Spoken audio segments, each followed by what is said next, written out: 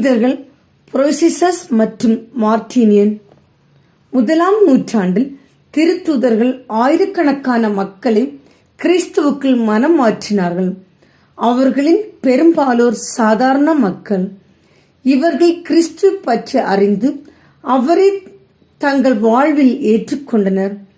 புரோசிசஸ் மற்றும் மார்டினின் வாழ்க்கை கதைகள் இவர்களின் ஆழமான தவிர்க்க முடியாத நம்பிக்கையை நமக்கு எடுத்து சொல்கின்றன.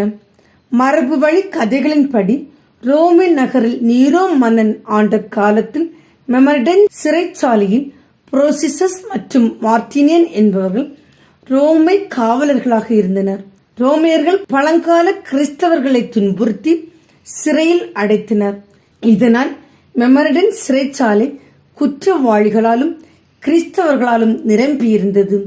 அக்காலத்தில் பழங்கால கிறிஸ்தவர்களுடன் தொடர்புடைய மக்களைப் போல் புரோசிசஸ் மற்றும் மார்டினியன் இயேசுவின் நற்செய்தியால் ஈர்க்கப்பட்டார்கள்.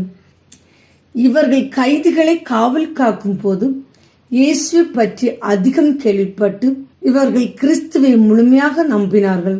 திருத்தூதர் பேதுரு திருத்தூதர் பவுலுடன் மெமர்டன் சிறைச்சாலையில் அடைக்கப்பட்டிருந்த போது இவர்களுக்கு மனம் திரும்பிய மற்ற கைதிகளுக்கும் திருத்தூதர் பேதுரு திருமுழுக்கு கொடுத்தார். சிறைக்காவலர் தலைவர் புரோசிசஸ் மற்றும் மார்டினியன் மனம் மாறியதை அறிந்து அவர் இவர்களிடம் இயேசுவை மறுதலித்து ஜூபிடர் என்னும் வேற்று தெய்வ சிலையை வணங்குமாறு கட்டாயப்படுத்தினார். அதற்கு பதிலாக இவர்கள் உண்மையிலேயே நாங்கள் கிறிஸ்தவர்கள் என்று கூறி சிலையின் மீது துப்பினார்கள். சிறைச்சாலை தலைவன் இவர்களுடைய நம்பிக்கையை கண்டு இவர்களை சித்திரவதை செய்து இவர்கள் காவல் காக்கும் அதே சிறைச்சாலையில் இவர்களை அடைத்து வைத்தான். சில நாட்களுக்கு பின்பு திருத்தூதர் பேதுருவும் பவுலும் அடைந்த மரண தீர்ப்பை இவர்களும் பெற்று கொலை செய்யப்பட்டார்கள்.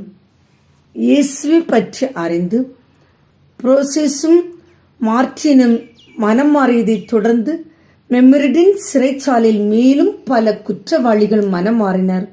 புனிதர்கள் புரோசிஸ் மற்றும் மார்டின் இவர்களைப் போன்றும் நாமும் நற்செய்தி பணியை எங்கும் எதிலும் பரப்புவோம்.